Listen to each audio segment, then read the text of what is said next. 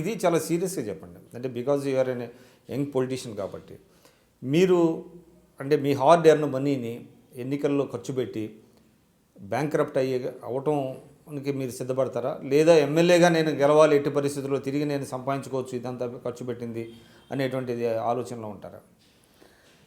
పోయినసారి ఎన్నికల్లో నేను కొట్లాడినప్పుడు కూడా నా ప్రత్యర్థి పార్టీలు గెలిచిన వాళ్ళు కానివ్వండి, ఇంకోళ్ళు కానివ్వండి, పెట్టిన దాని మీద నేను పెట్టింది నామ మాత్రమే. నా సర్వీస్ని గుర్తించారు. నేను ఓటమి చెందింది కూడా 5-6 వేలతోనే. కాబట్టి ఈసారి నేను నిత్యం ప్రజలలో ఉండి నేను తిరుగుతున్న సేవా కార్యక్రమాలు కానివ్వండి, నేను చేస్తున్న కార్యక్రమాలు కానివ్వండి గమనించి తప్పకుండా ఈ 2 సార్లు 2009లో నేను దగ్గరకు వచ్చి ఓడిపోయినా ఇండిపెండెంట్గా, రెండోది 2014లో కూడా ఓటమి చెందిన, 2 సార్లు అన్యాయం జరిగింది కాబట్టి మూడోసారి డబ్బుల్ని దృష్టిలో పెట్టుకోకుండా అభ్యర్థిత్వాన్ని ఖరారు చేసి గెలిపిస్తారనే నమ్మకం నాకుంది. ఏదేమైనా ఎన్నికల్లో ఈసారి నేను కూడా కొత్త ప్రయోగం చేయబోతా ఉన్నా. ఓటుతో పాటు రూపాయి ఇవ్వమని చెప్పి అడుగుతా ఉన్నా. మీరు అడుగుతారా?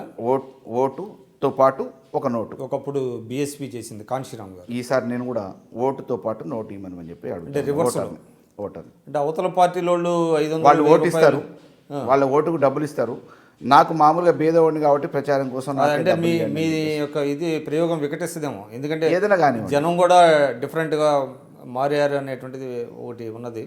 ఎందుకంటే నాయకులు బాగా సంపాదించుకుంటున్నప్పుడు మనకి తీసుకోవడంలో తప్పేంటి అనేటువంటి ఇది కూడా ఒక మైండ్ సెట్ ప్రజల్లో వచ్చింది. కోదాడు నియోజకవర్గ ప్రజలు చాలా తెలివైన వాళ్ళు. కేవలం 500కు 1000కి ఓట్లకి అమ్ముడుపోతారనే పరిస్థితి లేదు.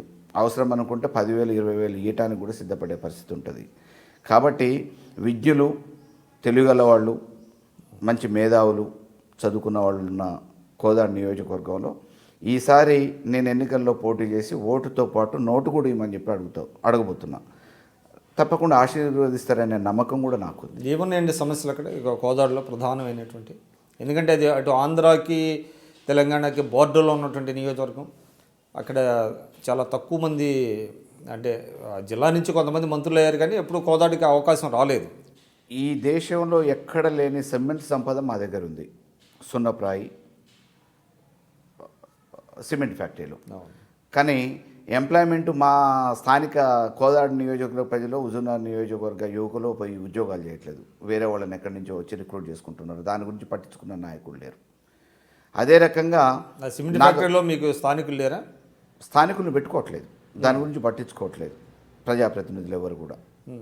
ఆ సమస్య ప్రధానంగా ఉంది, ఎంప్లాయ్మెంట్ సమస్య.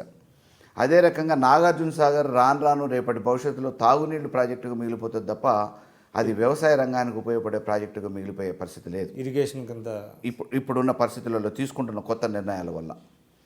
కాబట్టి ఎడమ కాలువ వల్ల నీళ్లు పొంది ఇంతకుముందు ఎప్పుడు చూసినా కానీ గ్రీన్ బెల్ట్గా ఉన్న మా కోదాడు, హుజూర్నగర్, మొత్తం నల్గొండ, ఉమ్మడి నల్గొండ కానివ్వండి, సూర్యాపేట జిల్లా ప్రజలు కానివ్వండి ఇబ్బంది పడే పరిస్థితి రేపటి భవిష్యత్తులో రాబోతుంది. దానికోసం ఆ నీటి సమస్యను తీర్చడం కోసం ప్రయత్నం చేయాల్సిన అవసరం ఉంది.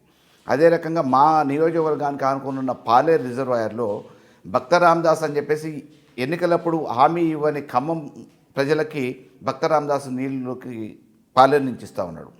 అదే లెఫ్ట్ సైడ్లో కట్టుకోవడానికి అవకాశం ఉన్న మా కోదాడు నియోజకవర్గానికి సంబంధించిన మోతే మండలం కానివ్వండి, సూర్యాపేటకి ఇస్తా అన్న తాగునీళ్ళు కానీ ఇంతవరకు